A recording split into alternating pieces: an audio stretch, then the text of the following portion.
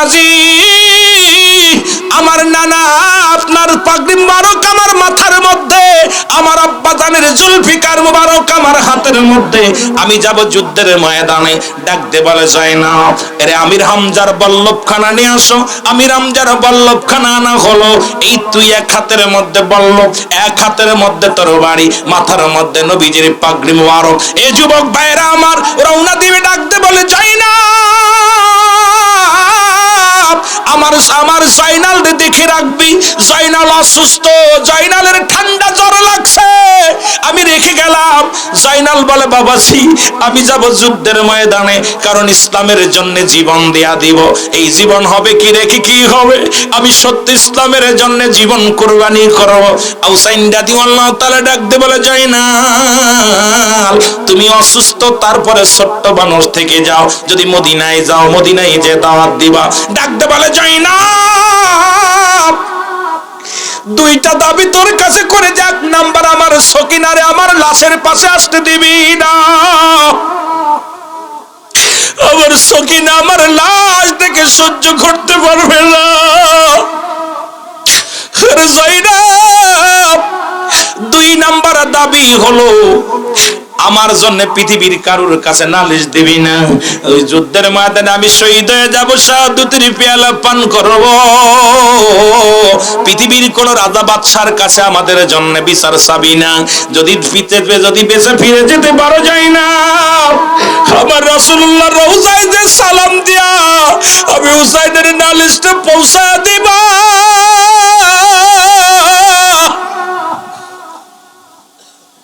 হুসাইন রাদিয়াল্লাহু তাআলা যুদ্ধের ময়দানে রওনা দিলেন, এক হাতে তরবারি এক হাতে বল্লভ, নানার পাগড়ি মুবারক মাথার মধ্যে ছুটে রওনা দিলেন। কাফেরদের সঙ্গে মোকাবেলা মুসলমান শুনে নাও। এর মুসলমান বাতিলের সঙ্গে শুরু হয়ে গেল যুদ্ধ, এমন ভাবে কাটাকাটি মারামারি শুরু হয়ে গেল। হুসাইন রাদিয়াল্লাহু তাআলার গায়ের মধ্যে 72টা তীর এসে লাগলো। এই দুনিয়ার মধ্যে হুসাইন জমিনের মধ্যে পড়ে গেলেন। হুসাইন রাদিয়াল্লাহু তাআলা যখন জমিনের মধ্যে পড়ে গেলেন, ওই এজিদ ছিল দামেস্কের মসজিদের ইমাম, যিনি 1.25 লক্ষ মানুষের ইমাম ছিলেন, নামাজ পড়াইতেন। আর শেমর কোন বইয়ের মধ্যে দেখলাম শেমর ছিল মুয়াজ্জিন, যিনি আজান দিত। আজকে মুসলমানদের ক্ষতি মুসলমানেরা নিজেরাই করেছে। আজকে ইহুদিদের দোষ দিয়ে লাভ নাই, খ্রিস্টানদের দোষ দিয়ে লাভ নাই। আজকে আমাদের মুসলমানদের ভিতরে শুধু লোভ আর লোভ মুসলমান আসছে, জোরে বলেন ঠিক কিনা? আমার ভাইরা আমার বন্ধুরা আমার, হুসাইনের বুকের পরে বসলেন। 21টা বল্লভের আঘাত, 33টি তরবারির আঘাত হুসাইনের গায়ের মধ্যে।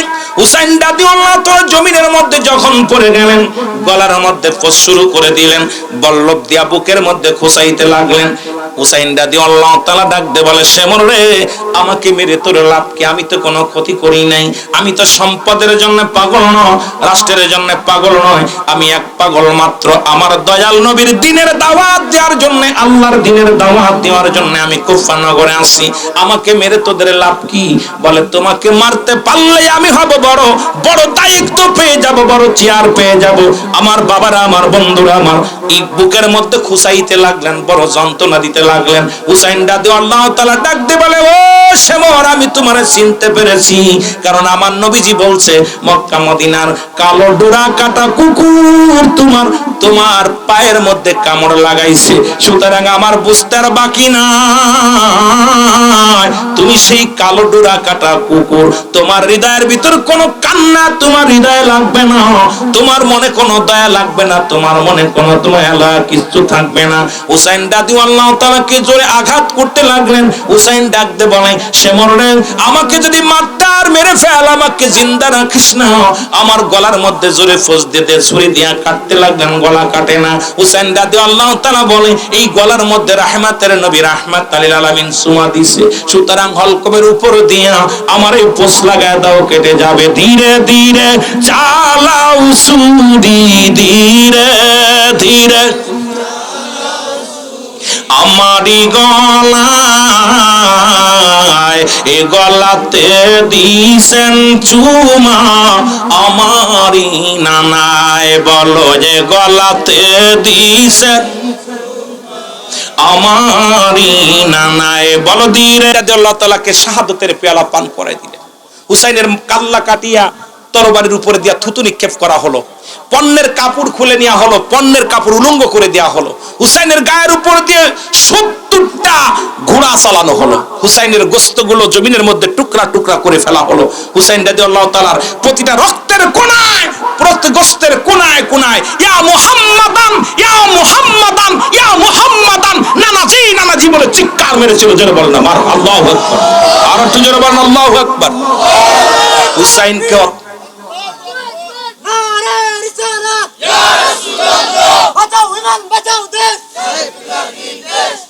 সুতরাং হুসাইন রাদিয়াল্লাহু তাআলাকে শাহাদাতের পেয়ালা পান করালো। ক্ষান্ত হয় নাই আমার বাবারা। ইবনে আব্বাস বলে, খোদার কসম ইবনে আব্বাস বলতেছে, আমি শুয়ে আছি, ঘুমের মধ্যে স্বপ্নে দেখি আমার রাসূল পাক সাল্লাল্লাহু আলাইহি সাল্লাম রওজা মুবারক থেকে উঠে কাঁদতে কাঁদতে দৌড়াইতেছে, ডাকতে বলতেছে, মক্কা মদিনার মানুষেরা, তোমরা মদিনা মক্কাবাসীকে জানিয়ে দাও আমার হুসাইন আর নাই, হুসাইনকে শাহাদাতের পেয়ালা পান করিয়ে দিয়েছে। আল্লাহু আকবার বলো না, আর একটু জোরে বলো না আল্লাহু আকবার।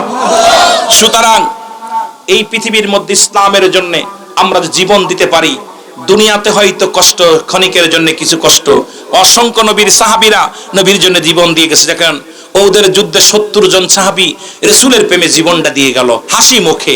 শুধু তাই নয়, এই উহুদ প্রান্তরে রাসূল পাক সাল্লাল্লাহু আলাইহি সাল্লামের চাচা আমির হামজা, উনিও বিদায় নিয়ে চলে গেছে, তাকেও নির্মমভাবে হত্যা করা হয়েছিল, হাত পা কেটে দেওয়া হয়েছিল, নাক কেটে দেওয়া হয়েছিল, কান কেটে দেওয়া হয়েছিল, ঠোঁট কেটে দেওয়া হয়েছিল, এমনকি বুকটা ফেরে কলিজাটা বাইর করে আবু লাহাবের স্ত্রী হিন্দা, উনি এইটা সাবিয়ে সাবিয়ে খেয়েছিল। এ যুবক, সুতরাং এইভাবে ইসলামের ইতিহাস পড়লে যুগে যুগে দেখেছি অসংখ্য অসংখ্য মানুষ আপনার দুনিয়া থেকে বিদায় হয়ে গেছে আমার বাবারা রাসূলুল্লাহর প্রেম ভালোবাসা অন্তরে ধারণ করে। আমি যেন মরণের ভয় না করি, আমি যেন জীবনকে তোমার আল্লাহর রাস্তায় কুরবানি করে দিতে পারি। নানাজি ডাকতে বলে, যাই না ও যাই না, আমার আব্বাজির জুলফিকার মুবারক নিয়ে আসো। হযরত শেরে খোদা হযরত আলী রাদিয়াল্লাহু তাআলা জুলফিকার মুবারক আনা হলো, জুলফিকার কানা হাতের মধ্যে নিয়ে ফজরের সালাত আদায় করে মানুষগুলো কোরআন শরীফ নিয়ে মসজিদের পাশে বইয়া বারান্দায় বইয়া বইয়া কোরআন তেলাওয়াত করত, জানালার পাশে বইসা বইসা করত। আর এখন সালাম শেষ করিয়া মসজিদের ভিতরে মোবাইল টিপা শুরু করি। মুসলমান শুনে নাও, যাও 2-4 জন বয়া থাকি মসজিদে শুধু মোবাইল নাড়াচাড়া করি, কিন্তু কোরআনের পাখি আজকে কোরআন নাই। যে মহল্লার মধ্যে কোরআনের উঠে যাবে, কোরআনের তালিম উঠে যাবে, এই মহল্লার মধ্যে গজব এসে যাবে। যে মহল্লার মধ্যে কোরআনের তালিম যত বেশি হবে, ওই মহল্লার মধ্যে রব্বে কারীম তত রহমত আল্লাহ দান করবে। এখন দেখা যায় একটা মহল্লার মধ্যে কোরআন তেলাওয়াত নাই, যাও 2-4টে মাদ্রাসা আছে, এর পাশে শত্রু লাগায়া দিছে। যেমন আজকে এখানে আলিয়া মাদ্রাসা, এখান থেকে মুসলমান অসংখ্য উলামা একরাম বাইর হবে, আল্লাহর দ্বীনের দাওয়াত তারা কবুল করবে। এখানেও কিন্তু আমাদের শগুনের চোখ পড়ে যায়, অনেক শগুনের চোখ পড়ে যায়, কারণ যেখানে আসলে আল্লাহ আল্লাহ রাসূলকে পাওয়া যায়, যেখানে আসলে দ্বীন ইসলামের জ্ঞান অর্জন করা যায়, কোরআন শেখা যায়, সেই জায়গাটায় হস্তক্ষেপ করে শয়তান। বেশি জোরে জোরে বলেন ঠিক কিনা? এই ভাইরা আমার, বন্ধুরা আমার, গভীর মনোযোগ।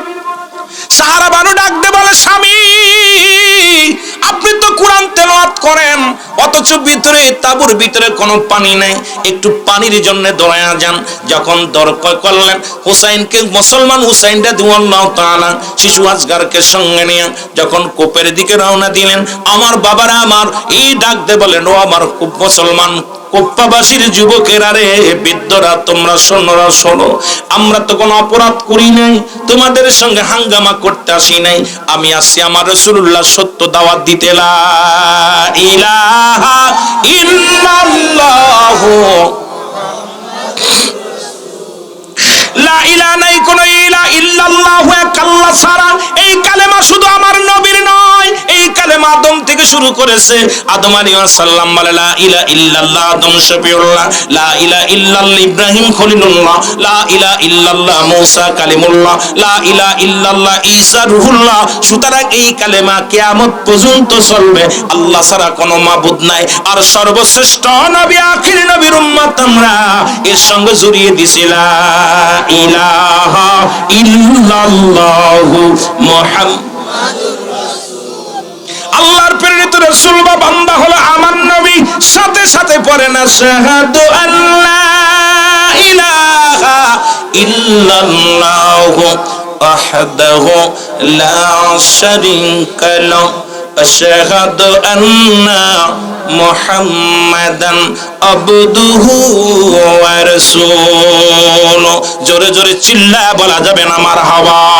এ যুবক বাবারা, আমার দিলের কান্ডা লাগা শোনো। হুসাইন রাদিয়াল্লাহু তাআলা ডাক দিয়ে বলে, জিদের সৈন্যরা রে,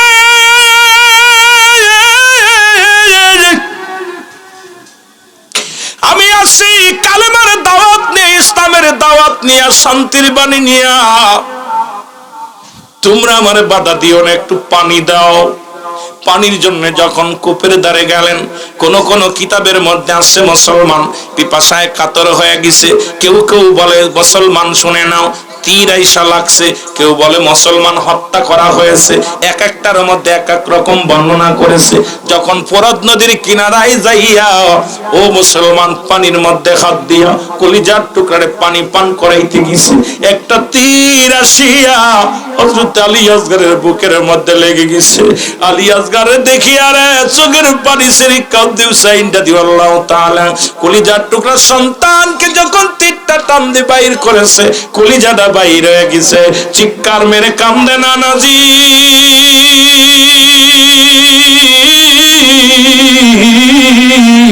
আসলাম ইসলামের দাওয়াত নিয়ে, শান্তির দুধ নিয়ে আজকে রক্ত পড়ে জমিনের মধ্যে ঘুরে নাজি।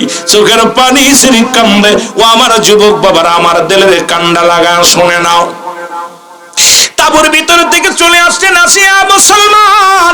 এবার যখন বিবিকে ডাকতে বলে, কোথায় রে সারা বানু, দের ভিতর থেকে বাইরে আসো, জনমের পানি পান করাইছি।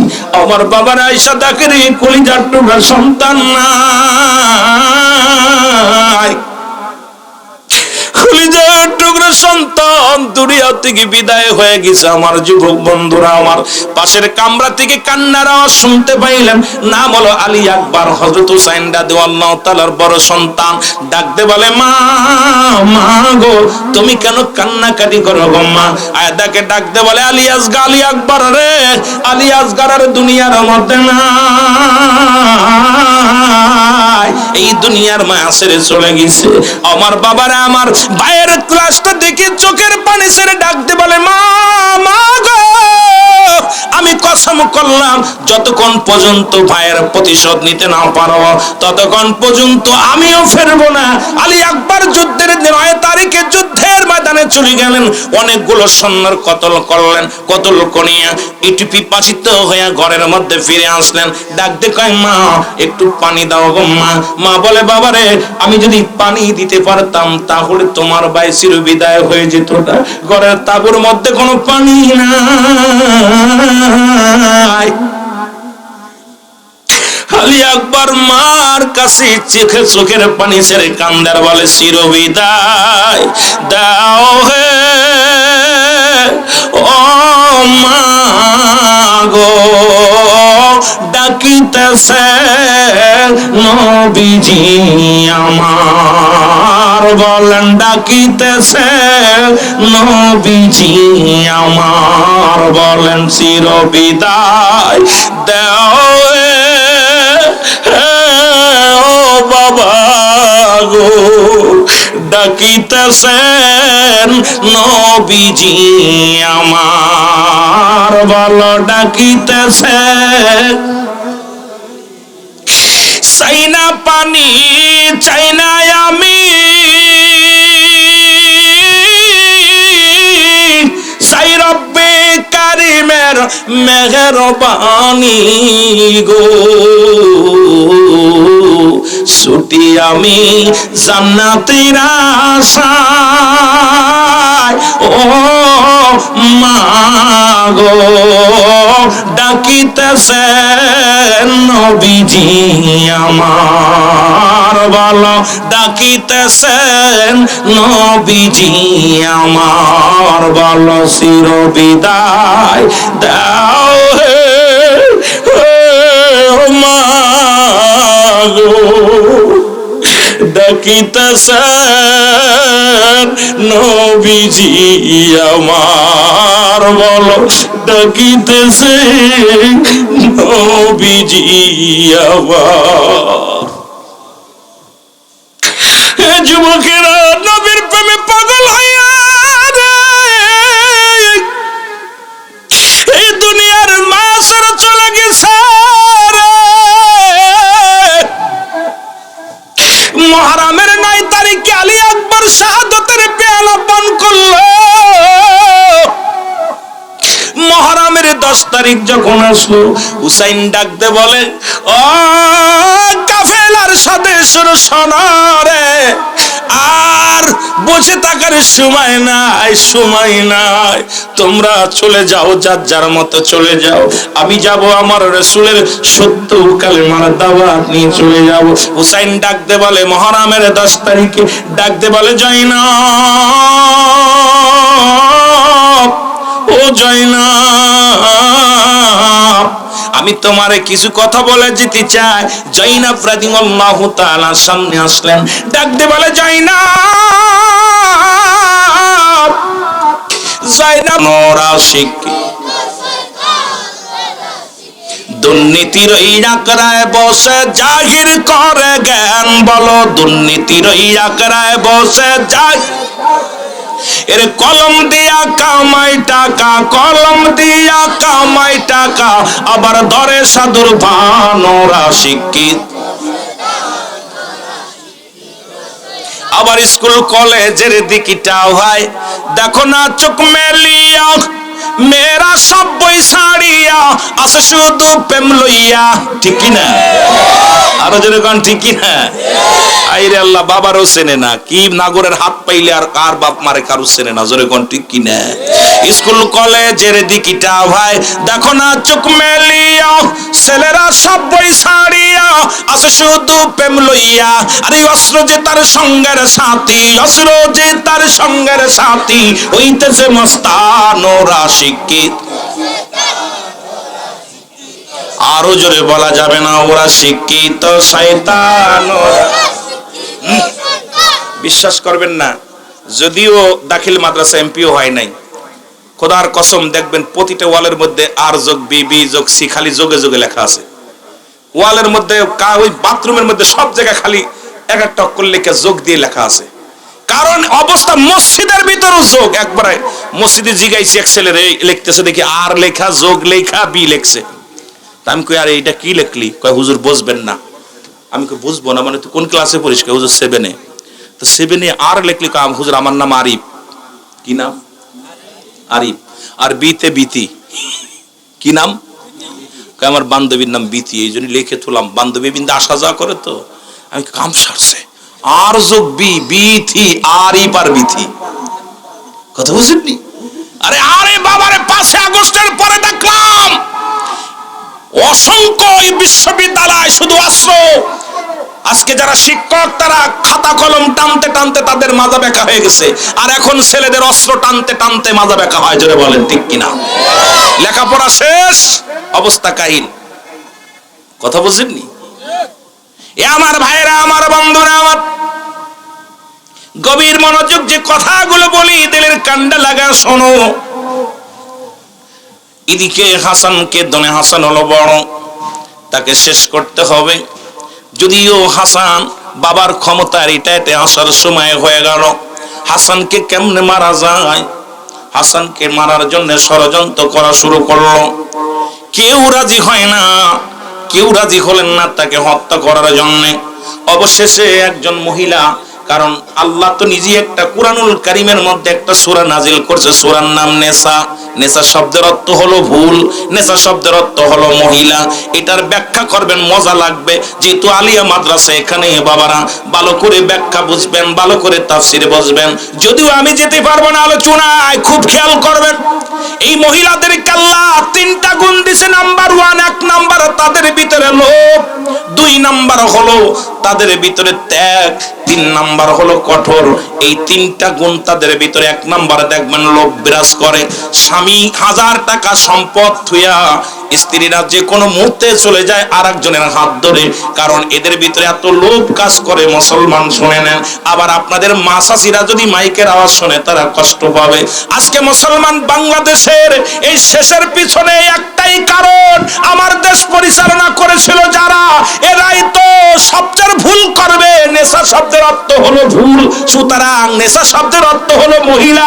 সুতরাং আজকে জাতি আমার আপনার নেতৃত্ব দেয় যারা হলো মহিলারা হলো টিউ, পুরুষ হলো টায়ার, আর টায়ার দিছি ভিতরে, টিউ গেছে উপরে। এই জন্য দেশটা গেছে উল্টে পাল্টে। জোরে বলেন ঠিক কি না? হুসাইন রাদিয়াল্লাহু, হাসান রাদিয়াল্লাহু তাআলাকে বিষের পেয়ালা পান করাইলো। ওই কুটনি বুড়ি মেয়েরা মানুষের দেখবেন বেশি। নবীজি বললেন আমি জাহান্নামের মধ্যে গেলাম, ওই জাহান্নামের মধ্যে দেখলাম অধিক পরিমাণ নারীরাই জাহান্নামী। রাসূলুল্লাহ বললেন, আম্মা জান আয়েশা সিদ্দিকা বলে, ইয়া রাসূলুল্লাহ, ইয়া হাবিবাল্লাহ, কারণ কি? বলে নবী গো, ও আমার আম্মা জান শোনো, শুনে নাও।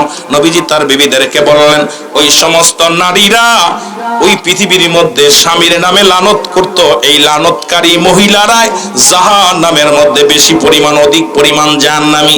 আর একটা জাহান্নামে দেখলেন মুসলমান শুনে নাও, এই দুনিয়ার মধ্যে গীবাতখোর, সুদখোর আর ঘুষখোর। নবী দেখলেন আগুনের নদীর মধ্যে তাদের নিক্ষেপ করা হয়, আর আগুনের গুল্লাগুলো ধরে ধরে তারা খাইতেছে।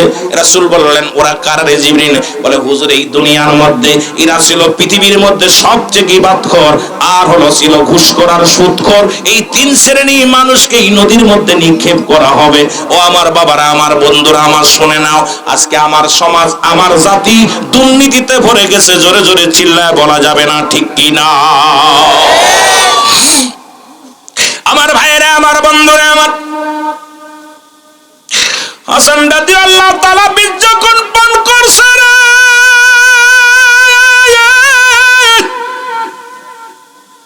হাত পা যখন গোছায় আছে রে, গায়ের বর্ণ যখন লীল হয়ে গেছে রে, ডাক দিয়ে বলে, কোথায় রে আমার ভাই হোসেন?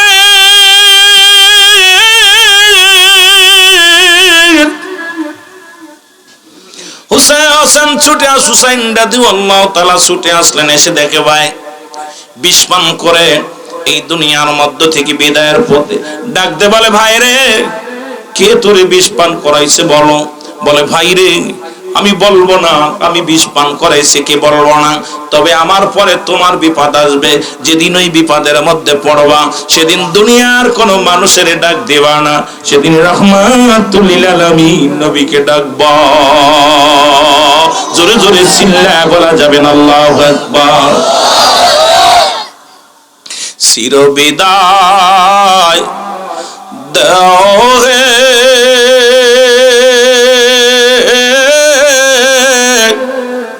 ও ভাই হোসেন রে, ডাকিতেছেন নানাজি আমার। বলেন, ডাকিতেছে নানাজি আমার। বলেন, চির বিদায় দাও হে ও ভাই হোসেন রে, ডাকিতেছে নানাজি আমার। হুসাইন রাদিয়াল্লাহু তাআলা, হাসান রাদিয়াল্লাহু তাআলাকে বুকের মধ্যে ডাক দেয়া চোখের পানি ছেড়ে কাঁদতে বলে, হাসান রে, জোরের ভাই, কে তোরে বিষ পান করেছে বলো?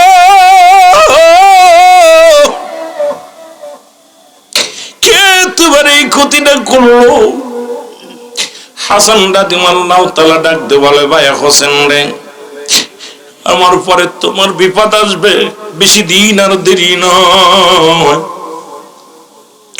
বেশি দিন আর সময় নাই, আমার পরে তোমার বিপদ আসবে রে ভাই। এরে মুসলমান, কিছুদিন চলে গেল, হাসান রাদিয়াল্লাহু তাআলাকে দাফন কাফন সম্পূর্ণ হলো। মুসলমান নিজেদের চিন্তা এইভাবে, যদি হুসাইনকে হাসানকে শেষ করে দিলাম মদিনায়, আবার হাসানকে যদি শেষ করে দিই, হুসাইনকে যদি শেষ করা হয়, মানুষ জেনে যাবে, যে কোনো কৌশলে এই মহল্লা থেকে এখান থেকে সরাইতে হবে। মুসলমানের আগে বললাম লোভী, আজকে এক মুসলমানকে মারে আর এক মুসলমান তালি দাও, এক মুসলমানকে হত্যা করে। আজকে তোমাদের ভিতরে কেন কথা নাই? এক মুসলমানকে পিটায় হত্যা করে, আর এক মুসলমান আমরা উপহাস করি। এক ভাইকে ঘর দরজা পুড়িয়ে জ্বালিয়ে দেওয়া হয়, আর এক ভাই আমরা হাতে তালি দিই রে মুসলমান। আইরে মুসলমান শুনে নাও, আজকে কথা নাই রে জোরের ভাই, দুনিয়া থেকে বিদায়ের পরে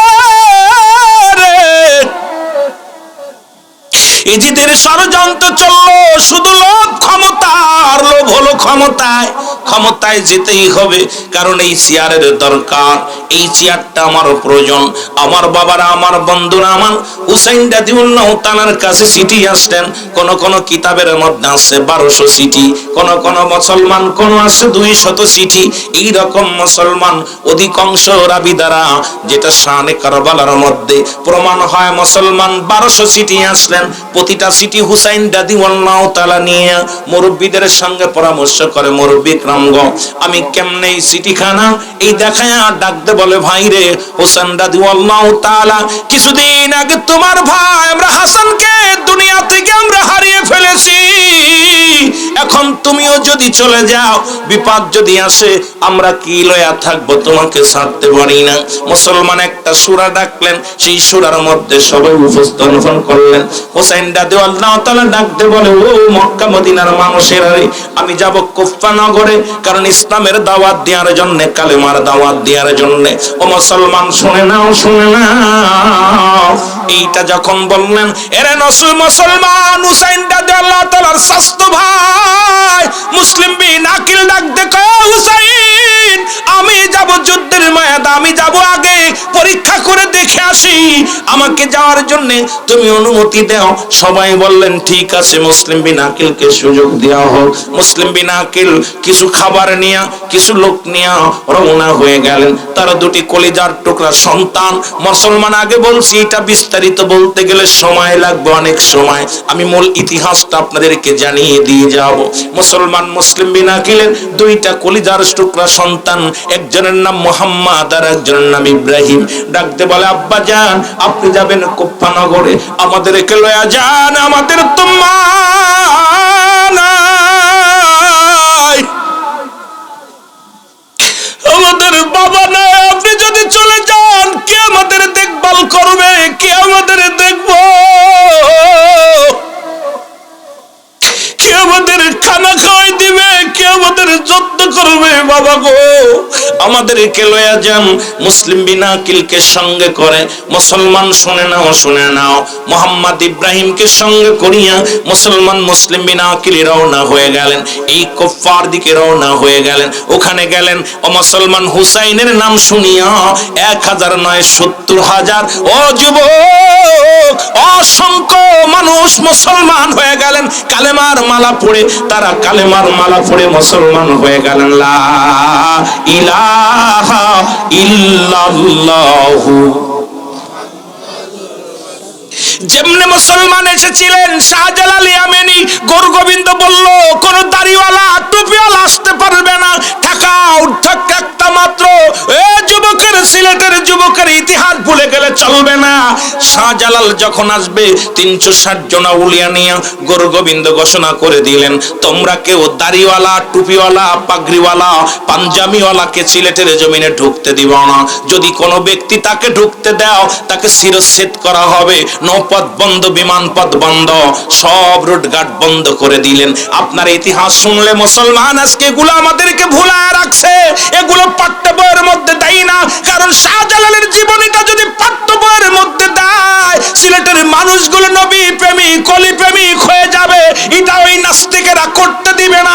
এই জন্য বই নামগুলো সরিয়ে নিছে। যুবক বাবারা আমার, 360 জন আউলিয়া নিয়া যখন শাহজালাল ইয়ামানি আসলেন, এসে দেখেন নৌকা নাই, বাস নাই, কোনো যানবাহন নাই। 360 জন আউলিয়া নিয়া সুরমা নদীর কিনারায় দাঁড়ায়া চোখের পানি ছেড়ে কাঁদতে লাগলো, আল্লাহ আল্লাহ, আমি কেউ ইয়ামেন হইয়া, মদিনা হইয়া, ইয়ামেনে হইয়া আমাকে পাঠাইলো বাংলার জমিনে, সিলেটের জমিনে। আল্লাহ, এখানে আসলাম আমি ইসলামের দাওয়াত দেওয়ার জন্য, কালেমার দাওয়াত দেওয়ার জন্য। আল্লাহ, এখন দেখি আমি যাইব কেমন করে। সুরমা নদীর কিনারায় বসে বসে কাঁদতে লাগলেন। ওলিদের কাছে আসে ইলহাম, আল্লাহর ওলিদের কাছে আসে ইলহাম, নবীদের কাছে আসে ওহী। খবর এসে গেল, শাহজালাল টেনশন করো না, তোমার ঘাড়ের ওই জায়নামাজটা ফেলায় দাও সুরমা নদীর ভিতরে। সুরমা নদীর ভিতরে যখন ফেলায় দিলেন, একজন নয়, দুজন নয়, 360 জন আউলিয়া পার হয়ে গেলেন সুরমা নদী। ও যুবক, শুনে নাও, শুনে নাও, এখান থেকে শাহজালাল যখন পার হয়ে যখন গেলেন, প্রথমেই আজান দিলেন। আজানের ধ্বনি শুনিয়া গুরু গোবিন্দর দালান থরথর করে কাঁপন শুরু করে দিল। যখন নারায়ে তাকবীর স্লোগান দিলেন, নারায়ে রিসালাত স্লোগান দিলেন, ও মুসলমান, দালানগুলো খসে খসে পড়ে গেল। এ শুধু তাই না রে যুবক, আজকে সিলেটের জমিনেরা তোমরা গরুর গোশত খাও। এই বুরহানুদ্দিন, তার একটা ছেলে হলো সুন্নাতে রাসূল, সুন্নাত আকিকা পালন করার জন্য ছেলেদের জন্য একটা গরু জবাই করলো। এই গরুটা যখন জবাই করিয়া মুসলমান চামড়া, তার হাড্ডি গুড্ডি এগুলো পুঁতে রাখলেন, কান মাথাগুলো পুঁতে রাখলেন মাটির মধ্যে। কাকার কুকুরে খুইসা উঠাইলো, উঠে একটা কান নিয়া, একটা শিং নিয়া, এটা গরু গোবিন্দর ঘরের সামনে রেখে দিল। সকালবেলা যখন ঘুম থেকে গরু মুসলমান গরু গোবিন্দ উঠছে, ওইটা তাকে মার একটা অঙ্গ, যারা হিন্দুরা তারা গরুকে মা বলে। যখনই দেখছে মায়ের একটা অঙ্গ, মাথা নষ্ট হয়ে গেছে রে মুসলমান, শুনে নাও। তখন কি করলেন? খোঁজ নাও, পরীকে বললেন, উজিরকে বললেন, খবর নাও সিলেটের কোথায় কোথায় একটা আমার মাকে জবাই করছে, গরু জবাই করছে, খোঁজ নাও। এর খোঁজ নিতে নিতে পাওয়া গেল এ বুরহানুদ্দিনের একটা ছেলে হয়েছে, নবজাত শিশুর জন্য সুন্নাতে রাসূল আকিকা করেছে। এই খবর শুনতে পায়, এবার বুরহানুদ্দিনের কলিজার টুকরা হাত থেকে কেড়ে নিয়ে ওদিন গরু গোবিন্দ নিজ হাতে তারে জবাই করে দিয়েছিল। সুনামগঞ্জের বাবারা শোন, সিলেটের বাবারা শোন, সেদিন নিজের কলিজার টুকরা সন্তান জবাই করে দিয়েছিল। ওদিন বুরহানুদ্দিন হাত উঠায় বলেছিল, পরওয়ারদিগার আলম,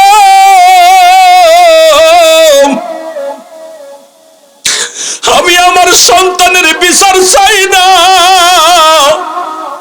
এমন একটা দিন যেন আসে সিলেটের অলিগলির মধ্যে গরু জবাই হয়, মুসলিমেরা যেন গরুর গোশত খাইতে পারে। আজকে তোমরা সেই গোশত খাওয়ার অলিদের বিরোধিতা করো, ওরা গরুর গোশত খাওয়ার অলি আল্লাহর দুর্নাম করো। তোমাদের মতো নাফরমান মানুষ আর দুনিয়ার মধ্যে নাই। জোরে বলেন ঠিক কি না? কলিজার টুকরা সন্তানকে জবাই করা পরও উনি প্রতিবাদ করেন নাই। ওদিন আল্লাহর দরবারে কাঁদছিল, শাহজালালের কাছে আসলেন, শাহজালাল আমার তো অবস্থা। দুজন মিলা দুরাকাত নফল নামাজ পড়ে ডাকছে, বলে, আল্লাহ, আজকে যারা আমার এই জমিনের মধ্যে, সিলেটের জমিনে আমার সন্তানের বদলে, যারা আমার আজকে গরুর বদলে আমার সন্তানকে যারা জবাই করে দিল, দুনিয়া বাবার সামনে সন্তানের গলায় ছুরি বাঁধাই দিছে। এ যুবক, এত গুনাহ করলে, আসমান থেকে জমিন পর্যন্ত গুনাহ করছ গো। আল্লামা কুতুবী রাহমাতুল্লাহ বয়ান করে, দুনিয়ার মানুষ শোনো, বান্দা যখন এই গুনার কথা মনে করে, বান্দা যখন কবরের ভয়ে, জাহান্নামের ভয়ে, বান্দা যখন খাস তওবা করে আল্লাহ বলে ডাক দেয়, কিয়ামত পর্যন্ত তার কোন নবী আসবে না। কিয়ামত পর্যন্ত তওবার দরজা খোলা, কিয়ামত পর্যন্ত তওবার দরজা খোলা থাকবে। কারণ আগামী কাল এই মাহফিলে বসতে পারবো কেউ বলতে পারি না। ও যুবক, যে কোনো মুহূর্তে মালাকুল মউত আসতে পারে। পৃথিবীর মধ্যে আসার সিরিয়াল আছে রে, যার কোনো সিরিয়াল নাই, যে কোনো মুহূর্তে আপনি আমি চলে যেতে পারি। সুতরাং ও যুবক, আমি আপনাদেরকে অনুরোধ করে যাই, দেখা যায় বাবার কাঁধে সন্তানের লাশ, সন্তানের কাঁধে বাবার লাশ, দেখা যায় দাদার কাঁধে নাতির লাশ, নাতির কাঁধে দাদার লাশ। কখন কে চলে যাব কেউ বলতে পারি না। যে কোনো মুহূর্তে আপনার বিদায় ঘন্টা বেজে যেতে পারে। এই জন্য আল্লামা কুতুবী রাহমাতুল্লাহ বয়ান করেন, এই গুনাহ যদি মাফ মাফ করতে চাও, কোন ব্যক্তি যখন জান্নাতের সম্পদ না ওই জান্নাতের বাগান খানা দরিয়া খাস তওবা করে আল্লাহ বলে ডাক দেয়, ওই বান্দার জীবনের সমস্ত গুনাহগুলো মাফ করে দেয়। জোরে বলেন মারহাবা।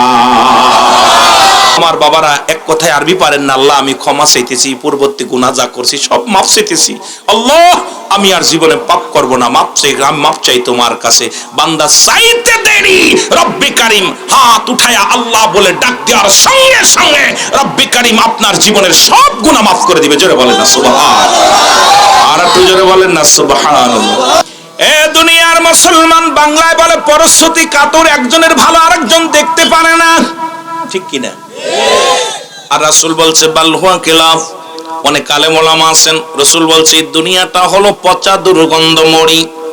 মানুষের চরিত্র হলো কুকুরের চরিত্র। কুকুর যেমন দুনিয়ার মধ্যে সব মুসলমান মরি পাইলে খুশি হয়, দেখবেন আপনাদের এলাকার মধ্যে যদি একটা গরু মারা যায়, এটা যদি কোনো কুকুর আগে টের পায়, ওর জীবনতে এত বড় মরি খাইতে পারবে না, কিন্তু কাউকে ভাগ দিবে না, ওর সামনে খাইয়া দাঁড়ায় থাকবে। কোন দিয়ে এত বড় একটা মরি কেউ খাইতে পারবে?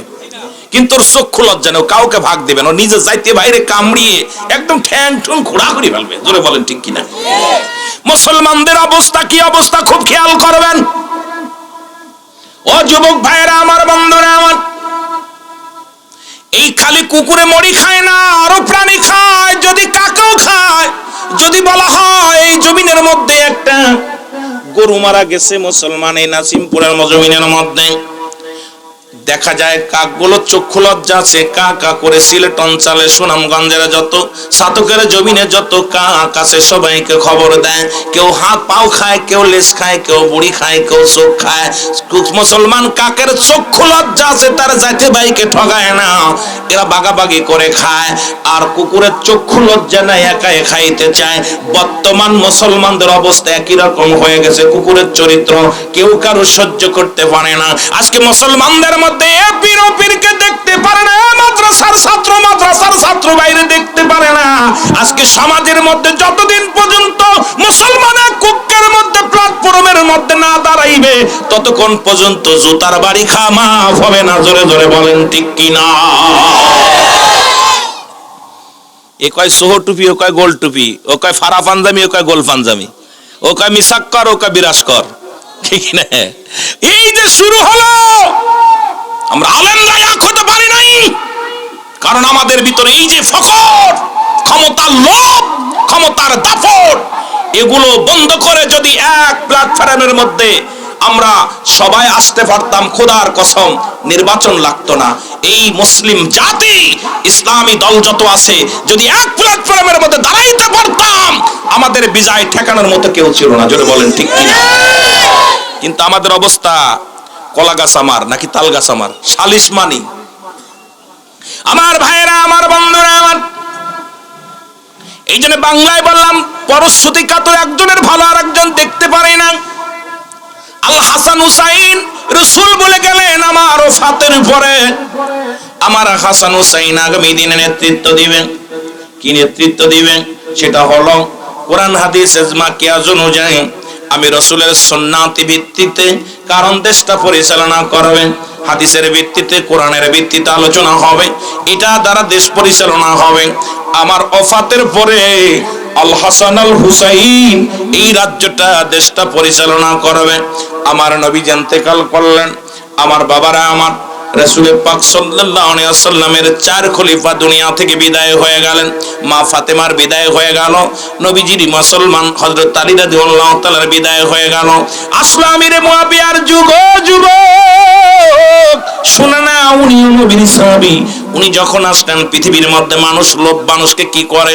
মানুষকে লোভ এমন একটা জায়গায় পৌঁছায় দেয় যেখান থেকে মানুষ নষ্টের মুসলমান শেষ প্রান্তে পৌঁছে যায়। মানুষ অতি লোভে, যখন আমাদের মাগুরা জেলায় একটা কথা বলে, অতি লোভে তাত নষ্ট। লোভ বেশি করতে গেলে অবস্থা ভালো হয় না। ও যুবক বন্ধুরা আমার, শুনে নাও, আমিরে মুয়াবিয়া দেশ পরিচালনা করলেন, ওনার একটা ছেলে হলো, লম্বা ইতিহাস, এত বলতে গেলে সময় লাগবে, এতগুলো বলতে গেলে আমাকে সময় দিতে পারবো না আপনাদেরকে।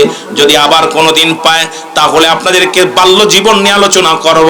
ওই মা ফাতেমার বিবাহর কাহিনী নিয়ে আলোচনা শুরু করতে হবে। কেমনে বিয়ে হলো শেরে খোদা হযরত আলীর সঙ্গে, এইটা নিয়ে আলোচনা করতে গেলে আরো 1.5 ঘন্টা 2 ঘন্টা পিছে যাবেন আলোচনা। এরপরে হাসান হুসাইন কেমনে আইলো, তাদের ভবিষ্যৎ মুসলমান জীবনী নিয়ে আলোচনা করতে গেলে লম্বা আলোচনা। আমি যে কথাগুলো বলি খুব খেয়াল করবেন, যেটা আপনাদেরকে আমি একদম সংক্ষেপে ছোট্ট একটা বই বানিয়ে কিতাব বানিয়ে দিয়ে যাব, যেটা আপনাদের জানার জন্য বোঝার জন্য একদম সহজ হয়ে যাবে। জোরে জোরে চিল্লায় বলো মারহাবা, আর জোরে জোরে চিল্লায় বলা যাবে আল্লাহু আকবার। আমরা মদিনায় যাব, আমরা নবীকে দেখব, বলেন মদিনার পাগল আমরা নবীজির পাগল, বলেন মদিনার মদিনার দুলবালি মর, মদিনার দুলবালি মর চোখের কাজল, আমরা মদিনার পাগল। আরো জোরে বলেন আমরা নবীজির পাগল, আমরা মদিনার পাগল, বলো মদিনার পাগল। এ দুনিয়ার মুসলমান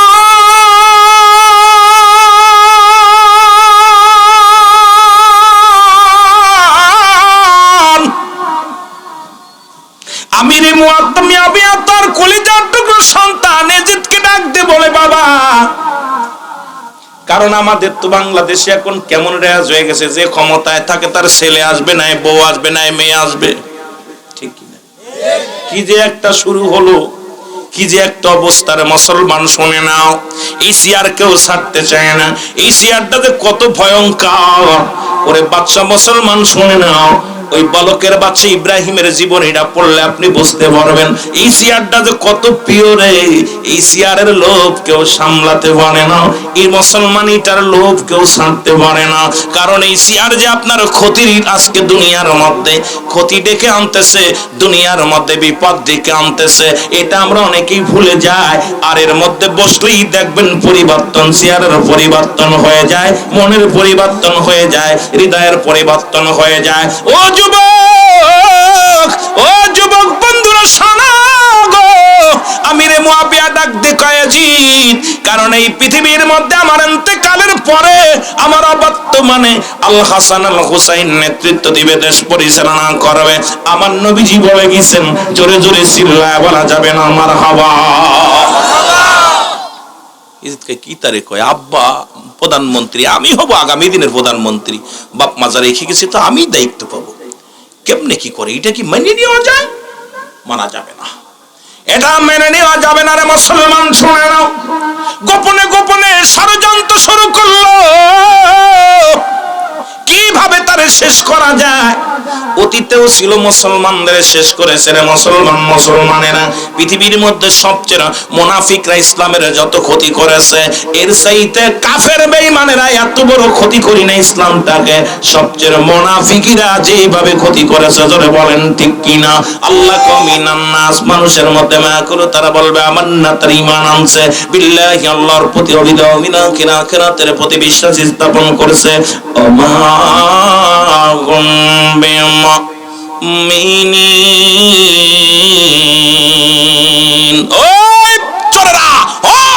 আল্লাহ কি কয়, আল্লাহর কুরআন বলতেছে না শব্দের অর্থ হলো মানুষ।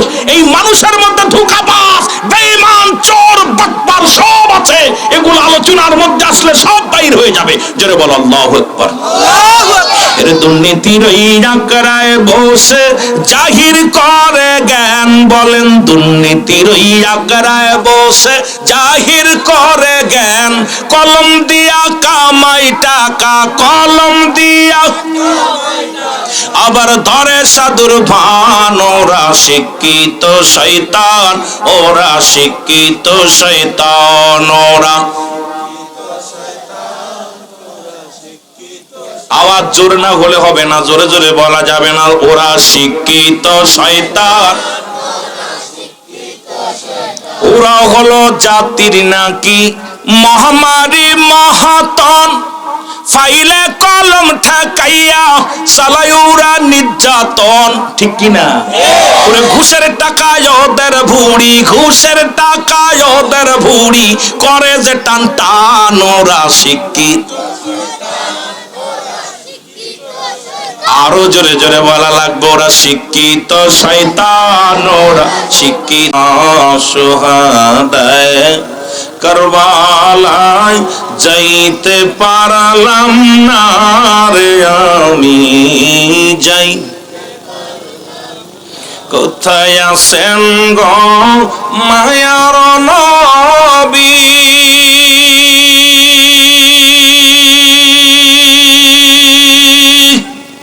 দেখা দেন গো নূরের ছবি। কোথায় আছেন গো মায়ার নবী, দেখা দেন গো নূরের ছবি। এই আশেকে কান্দি বসি, এই আশেকে রব্বুল আলামিন রিয়াজুল জান্নাহ বেহেশতের বাগানে বসার মতো আসার মতো সুযোগ দান করলো। এই সময় কত মানুষ জেলখানায়, কত মানুষ হাসপাতালে, কত মানুষ মৃত্যু শয্যায় সজ্জিত। রব্বুল আলামিন হাসপাতালে নেন নাই, জেলখানায় নেন নাই, সুন্দর পরিবেশ রিয়াজুল জান্নাহ বেহেশতের বাগান, এই জান্নাতের বাগানে বসার মতো সুযোগ দান করলো।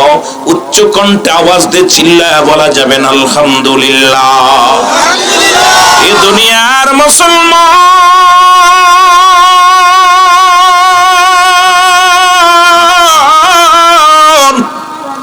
বান্দা যখন রিয়াজুল জান্নাহ বেহেশতের বাগানের দিকে রওনা হয়ে যায় গো, প্রতিটা কদমে কদমে আমার আল্লাহ রব্বুল আলামিন বান্দার জীবনের সগীরা গুনাহগুলো মাফ করে দেয়।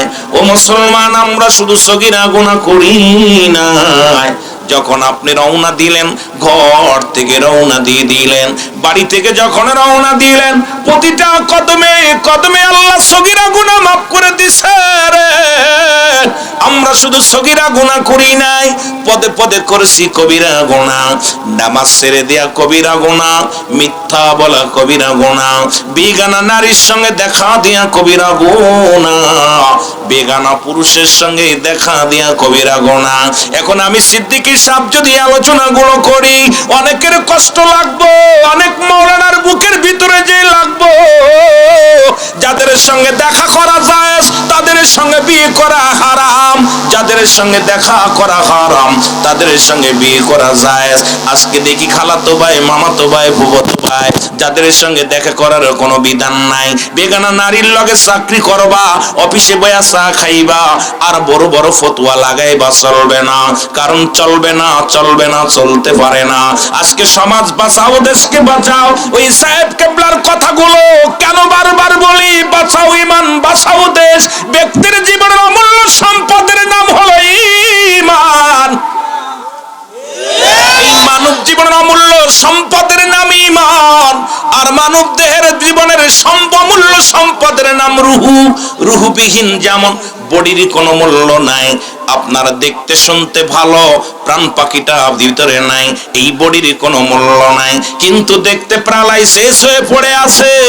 কত একটা অঙ্গ নাই, চোখ নাই, কান নাই, ও যুবক একটা ঠ্যাং নাই, পা নাই, ভিতরে রুহুটা থাকার কারণে বডির মূল্য আছে। আর ভিতর থেকে প্রাণ পাখি যখনই উড়ে যাবে, এই পৃথিবীর মধ্যে আর এই বডির মূল্য নাই। তদ্রূপ ঈমানবিহীন কোন আমলের মূল্য নাই। এই জন্য এই সাহেব কেবলা বারবার বলছে ঈমান বাঁচাও, ঈমান বাঁচাও। ও যুবক, দিলের কান্ডা লাগা শোনো, ঈমান হলো মানব জীবনের অমূল্য সম্পদের নাম হলো ঈমান।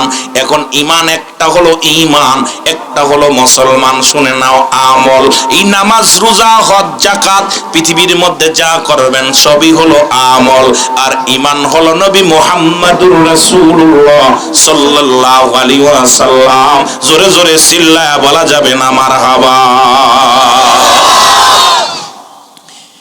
এত ওয়াজ হচ্ছে, এত মসজিদ, এত মাদ্রাসা, ঘরে ঘরে আলেম, ইমানের পরিবর্তন নাই। আগের যুগে মসজিদ ছিল কাঁচা, মানুষের ইমান ছিল পাকা, আর বর্তমান মসজিদ পাকা চাকচিক্কা হচ্ছে।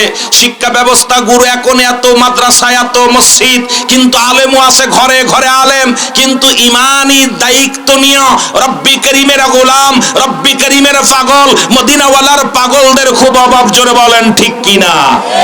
আর একটু জোরে বলেন ঠিক কিনা? মদিনা যাইতে পারলাম না, মদিনা, সাউন্ডটা বাড়া রাখবেন ভাই। মদিনা যাইতে পারলাম না, মদিনা, আমি অসহায় তাই এত দূরে রই, বলো অসহায় তাই এত দূরে। সুতরাং ভাই এখন এটা দিয়ে নামাজ 40 বাজে ভাই, আমি এখন কেমনে কি করব বলেন? আপনাদের দেওয়ার টাইম দেওয়ার কথা 10টা, এখন বাজে 11টা বাজতে চললো। আপনারা এখন যদি আমার নিয়ে যদি এরকম করেন, আমি কেমনে যাব? আমার ভাইয়েরা, সুতরাং আপনাদের কাছে আমার করজোরে দাবি থাকবে, হুসাইন রাদিয়াল্লাহু তাআলার প্রেম ভালোবাসা যার অন্তরে যতটুকু নিবেন, রাসূলুল্লাহর মহব্বত তার অন্তরে পয়দা হবে। জোরে বলেন না আমিন। একটু মহব্বতের সঙ্গে দুরূদ শরীফ পড়ুন। আল্লাহুম্মা সাল্লি আলা মুহাম্মদ নবিয়ানা শাফিয়ানা মাওলানা।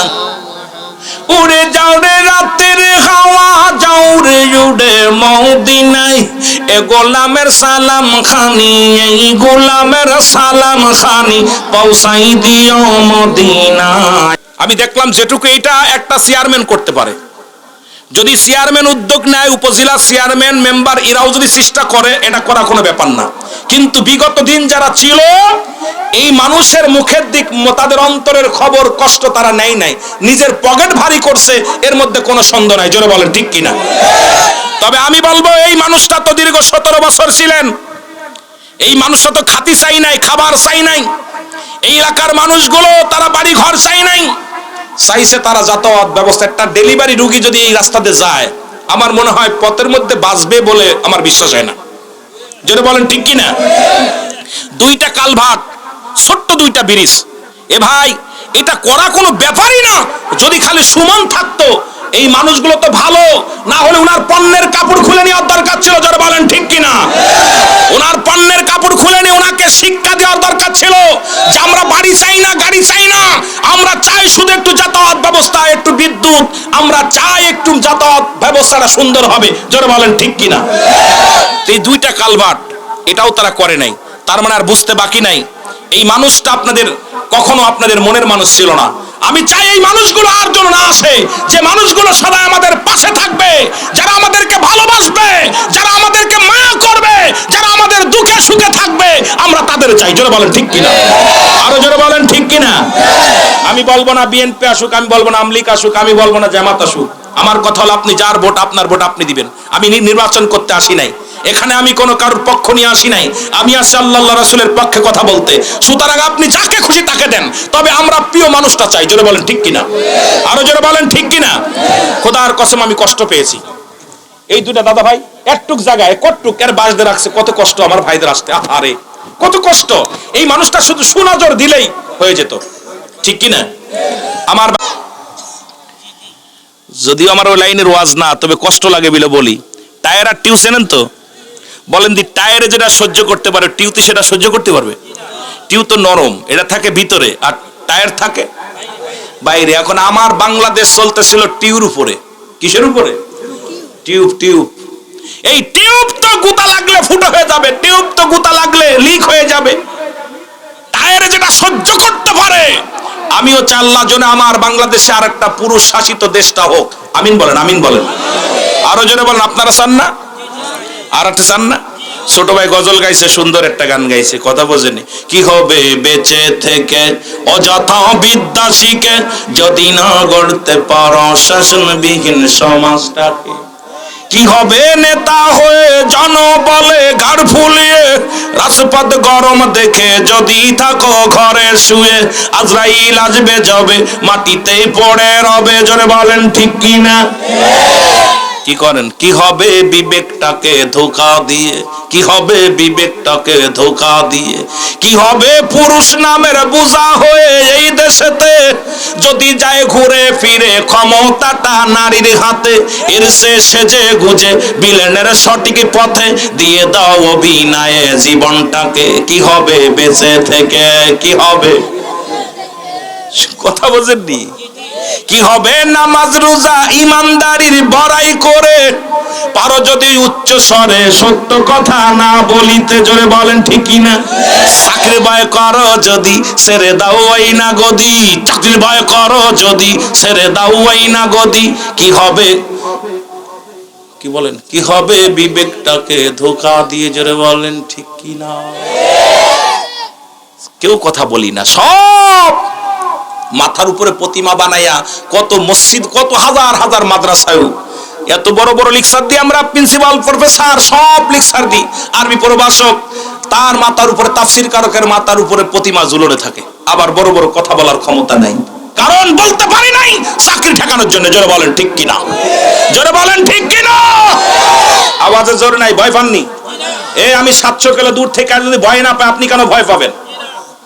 কেন ভয় পাবেন? কারণ মরতে হবেই, এইটা থেকে বাঁচার কোন পথ বলেন দি। আজ মলু মরবো, কাল মলু মরবো, কথা বলছেন দি? বাইসা থেকে লাভ আছে? এগুলো দেইকা দেইকা নিজেরা দুর্নীতি করবো না, কারোর করতেও দিব না। জোরে বলেন ঠিক কিনা? উচ্চ গলায় বলতে হবে, জোরে বলেন ঠিক কিনা? আমার ভাইরা, আমার বন্ধুরা, আমার বলো ডাকিতেছে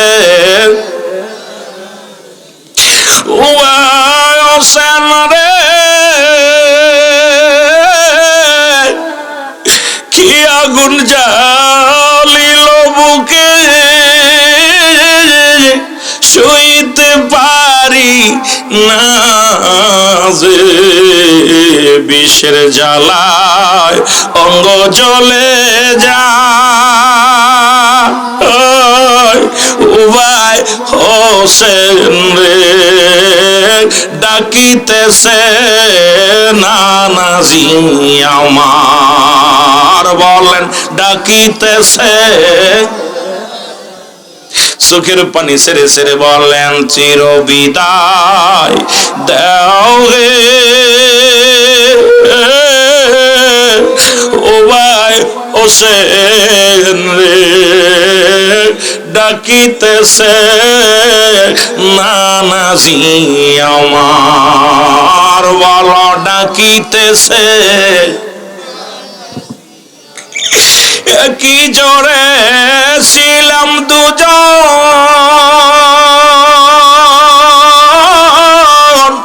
সুখে দুঃখে করতাম আলাপ গো, ডাকে মরে কবুল করছে দোয়া আল্লাহ জিয়া আমার। ও ভাই হোসেন রে ডাকিতেছে নবীজি আমার, বলো ডাকিতেছে।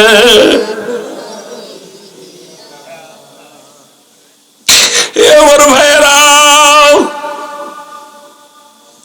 থেকে সালাম জানাই, বলো দূর থেকে জানাই, মদিনা যাইতে পারলাম না, মদিনা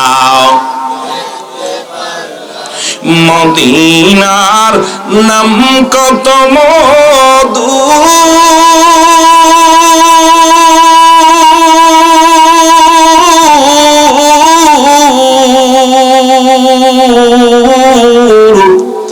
মদিনা আর যে কত দূর,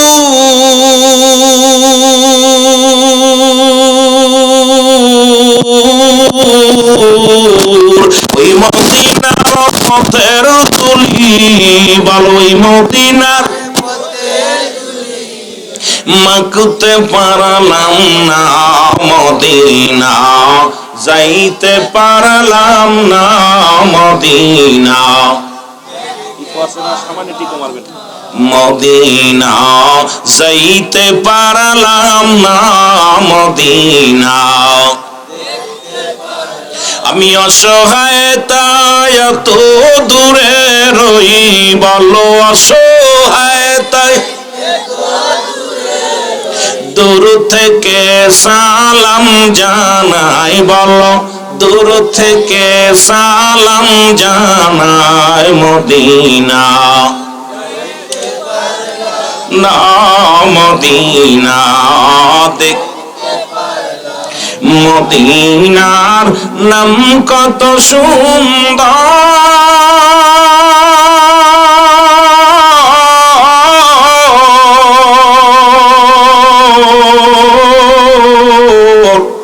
মদিনা কেরে সে অন্তর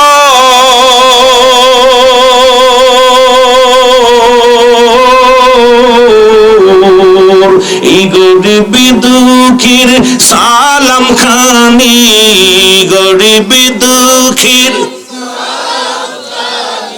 পৌঁছাই দিও মদিনায় বলো নাই মদিনা যাইতে পারলাম না মদিনা এই দুনিয়ার মুসলমান শুনে নাও